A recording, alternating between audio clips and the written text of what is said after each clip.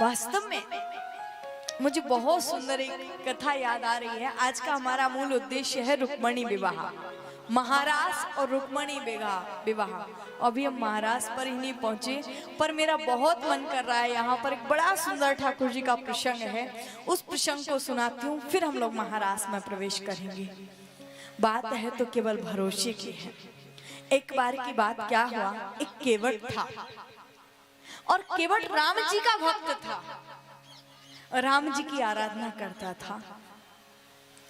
हमेशा बस एक ही बात, हम राम जी के राम जी हमारे, हम राम जी के राम जी हमारे, सबके ममता ताग बटोरी, मम पद बान्हे बांध डोरी। केवल राम जी की आराधना, हर क्षण एक ही शब्द मुख पर रहते, हम राम जी के राम जी हमारे। जो किया बोले किसने किया, राम जी। कैसे किया बोले राम जी जाने, हम कहाँ जाने। एक बार की बात क्या हुआ, केवट को अपनी बेटी का विवाह करना था, पर विवाह के लिए केवट के पास में धन नहीं था। केवट ने सोचा क्या करूं, सो गांव के सेठ जी के पास में गया और सेठ जी के पास में जाकर के केवट ने कुछ उधार ले लिया। बड़े सुंदर ढंग से बोली वहां की बिहारी की। आप लोगों से निवेदन करूंगे सभी लोग शांति बना करके रखेंगे। बहुत सुंदर प्रसंग है और मेरा सबसे प्रिय प्रसंग है ये। बोलिए राघवेंद्र सरकार की। केवट सेठ जी के पास में गया और सेठ जी से जाकर के केवट ने उधार लिया कुछ धन, और धन उधार लेकर के सेठ जी से अपनी बेटी का विवाह कर दिया। अब केवट बेचारा नाव चलाता था और नाव चला करके अपनी उदर पूर्ति करता था, लेकिन धीरे धीरे धीरे धीरे करके धन इकट्ठा किया और धन इकट्ठा करके ले जा करके वो सारा धन सेठ जी को दे दिया। सेठ जी से कहा, सेठ जी मैंने आपका सारा धन चुका दिया है। सेठ जी मैंने आपका सारा धन चुका दिया है। सेठ जी ने क्या किया, एक कागज पर लिखा, लिख करके साइन किए और केवट को दे दिया। लो ये रसीद। केवट बोला, सेठ जी हम कहाँ जाने रसीद के मामले में, ये तो आप ही जानो, हम तो गंवार हैं, हमें कुछ पढ़ना लिखना तो आता नहीं है कि सेठ जी, हम तो अनपढ़ हैं, हम तो केवल जानते हैं तो केवल राम जी को जानते हैं, बस राम राम बोलना हमको आता है और तो हमको कुछ भी नहीं आता सेठ जी। आज सेठ जी के मन में थोड़ा सा लोभ आ गया। लोभस्य पापे पापे चा मृत्यु। जहां व्यक्ति के मन में लोभ आता है, जैसे लोभ आता है तो पाप बढ़ता है और पाप बढ़ता है तो व्यक्ति मृत्यु के मार्ग पर चलने लगता है। सेठ जी के मन में लोभ आ गया। सेठ जी ने कहा केवट से, बोले एक काम करो, तुम एक गिलास जल लेकर के आओ। केवट गया जल लेने के लिए, तब तक सेठ जी ने उस रसीद को पलट दिया। जो केवट को दी उसमें कुछ था ही नहीं, और जो असली रसीद थी उसको अपने पास में रख लिया। अब कुछ दिन के बाद सेठ जी फिर केवट के पास में पहुंच गए, केवट मेरा पैसा दो। सेठ जी, केवट बोला, सेठ जी सारा पैसा तो चुका दिया। बोले नहीं नहीं, तुमने मेरा पैसा नहीं चुकाया। केवट बोला, सेठ जी आपने तो रसीद दी थी। सेठ जी ने क्या किया, कोर्ट में केस डाल दिया, और केस डाला तो केवट पहुंचा जज साहब के पास। सेठ जी भी पहुंचे। जज साहब ने केवट से पूछा, केवट क्या तुमने इनका सारा पैसा चुका दिया? केवट बोले हाँ। बोले सच में चुकाया? बोला हाँ। कोई रसीद है तुम्हारे पास? केवट बोला हाँ। उसने तो दिखा दी वही रसीद। जज साहब बोले इसमें तो कुछ लिखा नहीं है। बोले सेठ जी ने तो मुझे यही रसीद दी थी। बोले एक बात बताओ, जिस समय तुमने सेठ जी को पैसा दिया था, क्या उस समय तुम्हारे सामने कोई गवाह था? किसी ने देखा था तुमको पैसा देते हुए? केवट बोला हाँ। सेठ जी सोच में पड़ गए, उस समय तो कोई नहीं था, ये किसके लिए हामी भर रहा है? सेठ जी बोले, जज साहब बोले कौन था उस समय वहां पर? बोले जज साहब कि वह सिवा रघुनाथ जी की और कोई नहीं था। जज साहब शिवा रघुनाथ जी की और कोई नहीं था वहां पर। जज साहब ने सोचा रघुनाथ कोई व्यक्ति का नाम होगा। जज साहब ने सम्मन जारी किया रघुनाथ जी के नाम से। सम्मन जारी करके रघुनाथ जी के लिए सम्मन भेजा गया। कोर्ट से जब सम्मन गया तो कहा, अब जाकर के पूछे भैया रघुनाथ जी का घर कहाँ है? बोले रघुनाथ जी का घर तो कहीं नहीं है इस गांव में। बोले हाँ भैया रघुनाथ जी का एक मंदिर जरूर है, आप कहो तो मंदिर का रास्ता बता दे मैं। बोले भैया मंदिर का ही रास्ता बता दो। सो मंदिर को रास्ता बता दियो और सम्मन लेकर के पहुंच गए मंदिर में। पुजारी जी बोले जब इन्होंने मंगा ही लिया है तो हम काय को वापस करें। सो पुजारी जी ने ले जाकर के रघुनाथ जी के चरणों में वो सम्मन रख दिया। इधर केवट बैठा बैठा बस प्रभु से निवेदन कर रहा था, भगवान साधन हीन मलिन मीन में जाऊं के द्वारे, हरिविन संकट कौन उबारे।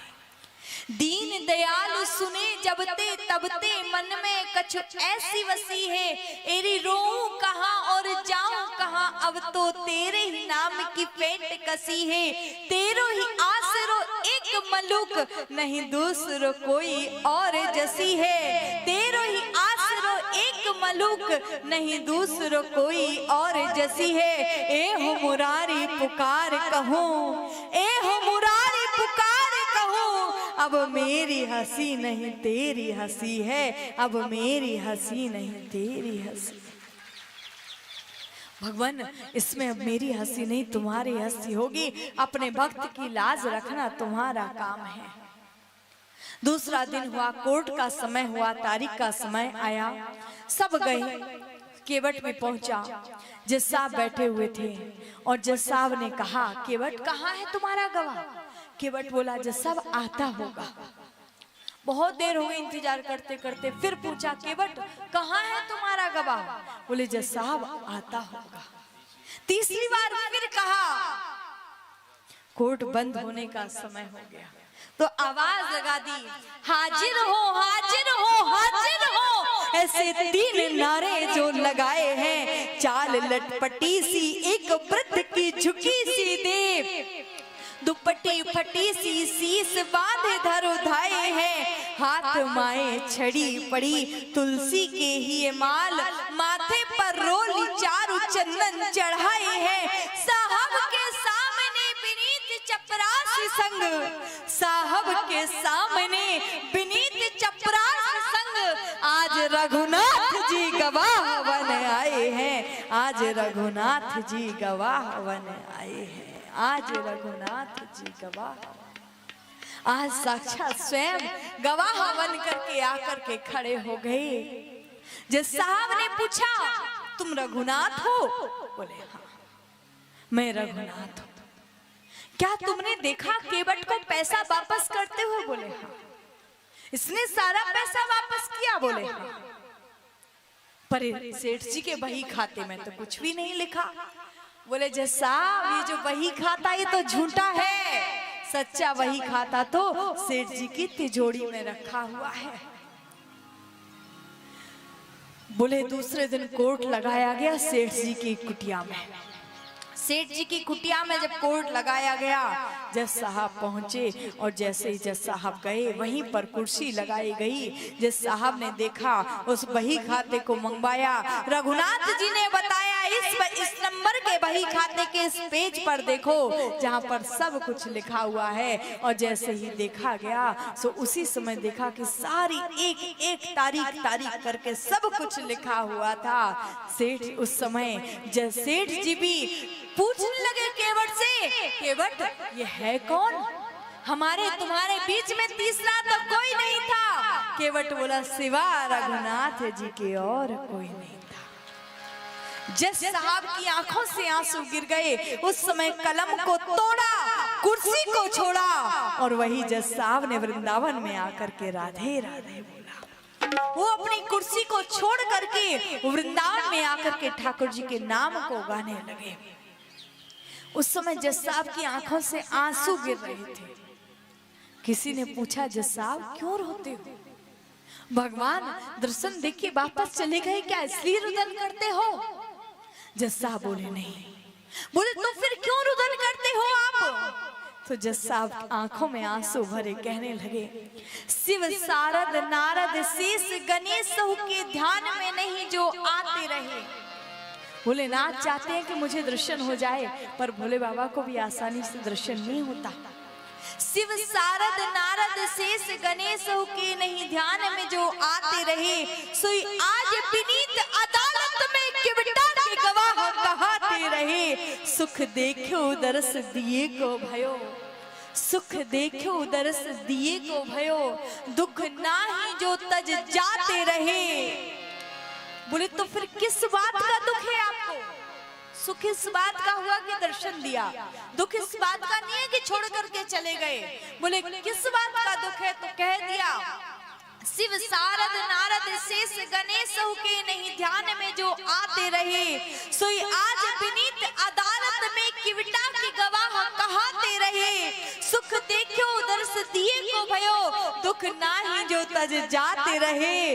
तो बोले फिर किस बात का दुख हुआ? तो कह दिया, कुर्सी पे बना जज बैठा रहा, जगदीश खड़े समझाते रहे।